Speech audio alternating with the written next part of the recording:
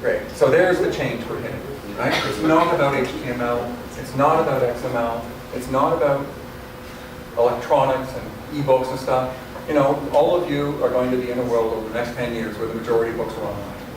Are you ready to deal with that world? Are you using the Google API, which can integrate, okay, I signed a contract in Search Dynamics and Google, so we can build full text searching into every library catalog, right? Of every book. Where's cataloging when you can search a book full text?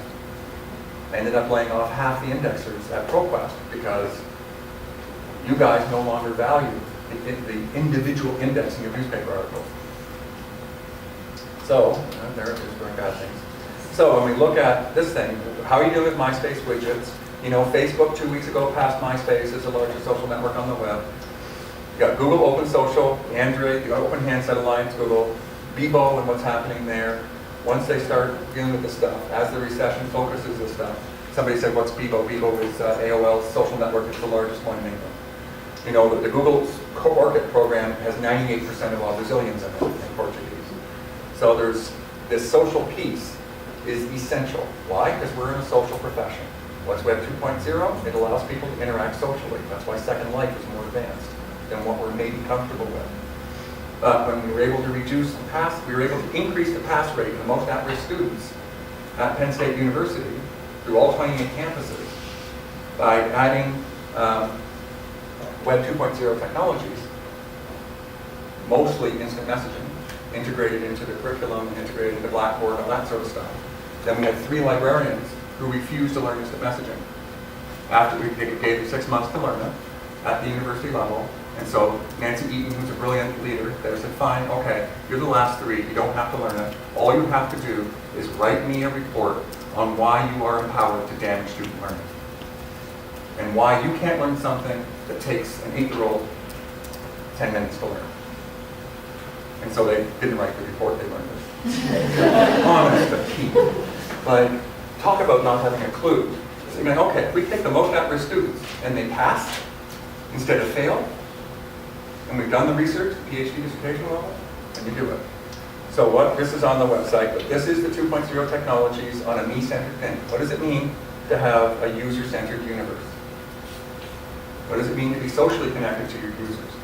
What does it mean that my kids have everyone they've ever known from high school, university, every job they've ever had, in every city they've ever lived in, connected to them? And that now that some of their friends are lawyers, or in Australia, my goddaughter is in Australia doing her medical degree, and they can ask her questions. My little black book looks pathetic next to their sustainable social network for life, where it's the #1 place people go for information. Friends and colleagues, not us. 2% of them go to us as one of their priorities. So how do we get, if we're not a friend or a colleague, then we're irrelevant.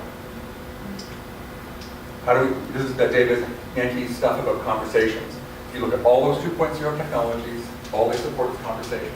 What's a reference interview? A conversation. What's a personal interaction with a user? It's a conversation. What is the impact of that conversation? Well, we know in hospitals we reduce the death rate by 4%. I have one friend who reduced the death rate in her hospital by 10%, just by using Web 2.0 technologies. And the patient lives pretty freaking powerful. What do libraries do? We share.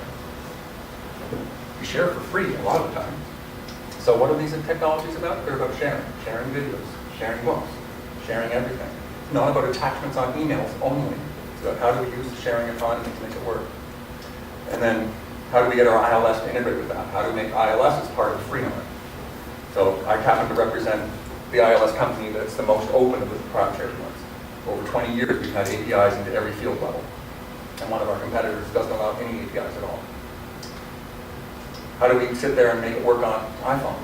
So one of our colleagues, Aaron Schmidt, built an iPhone application so that you could search the OPAC from your iPhone anywhere. And there's John Cotton Dana. It seems evident enough from all that has been said that the old type of library must modify itself with the new needs which the evolution of knowledge and growth of print have created. And he said that in 1909, the year he founded SLA. Change a word or two, keep evolving. The dinosaurs did not go extinct because the climate changed. They went extinct because they couldn't adapt to the change in the climate. So decide if you want to be a dinosaur librarian or you want to be an information professional. I got 40 years of work left because, frankly, the stock market has pooped all over my pension. So, I'm really glad I like my job because I can be 80 and I'll still be happy doing this. Wheel me into a room and I'll talk to anybody. You have to sit by the side of the river a very, very long time before roast ducks fly in. So, you can sit there and say, am I empowered to change? Am I empowered to make a difference? The best thing about our profession is that we are subversive. When we go ask permission, you're being a little nuts. So be the change you want to see. I've had somebody say, my company doesn't let me do Facebook. I'm going, in your private life? You can learn Facebook in your private life and wait till they catch up with reality. Like, honest opinion. So the world's going to change with or without you. Get ready. And you get ready by doing 23 things. You get ready by inventing things. You get ready by learning stuff and saying, gee, I'm just going to put my kids on Facebook and my kids' friends. And I got them. So we should be paying attention to the important stuff. And I've got way too many slides. I'm going to zip through all this stuff. There, I talked about that. There you go. I'm stopping. There you go. Oh, okay. There, you want to look at this? Books. This is book sculpture, my favorite. So what does your best borrowed book report look like? Or are you still putting bestsellers up on a website? Why would anyone care what bestseller is? People who borrow books don't read the same books as people who buy them. I mean, I put 3 billion books into a database, and I know for sure that that's the truth. What does your book recommendation blog look like? How do your community book reviews do? How are your web-based book clubs? Do your authors, or your users like video author interviews connected into your catalog? Like when you look up a book by Margaret Atwood, are you going to see Margaret Atwood, Peggy talking about, her stuff? Your local moms like podcast stories, or your book display is innovative. I love these book displays. Don't use discards, build little sculpture. Can you circulate books from anywhere, like a parking lot? Can you circulate books from your iPhone? Can you circulate it from, I built the software that does that, or my team built the software. And I love these book sculptures that are plasticized. This is the National Library of Spain, and it throws up books. They just had all these old books, and they just plasticized the sculpture. It's so cool. It's in an airport. There's a whole ceiling of a library. Why do the discards? They're sitting there saying, we're about books. We are about books. There's nothing wrong with books. But we're just not only about books. We're about librarians. We get our head out of the book, and we know that there's a difference. We know that retail sales and titles, until this year, till the recession, nothing was down. As a matter of fact, teens read 4 times more than boomers. For pleasure. Boys read more than girls now, if you count their video games. So reading will matter, but don't say you can't read in the bathtub. You can take your Kindle. If anyone wants to play, if anybody wants to play with the Sony reader, I brought it. You can see it. I got it for Christmas. My wife knows me. There's, ideas. What ideas can you grow out of books without just being about books? Be afraid of the huge increase in library usage.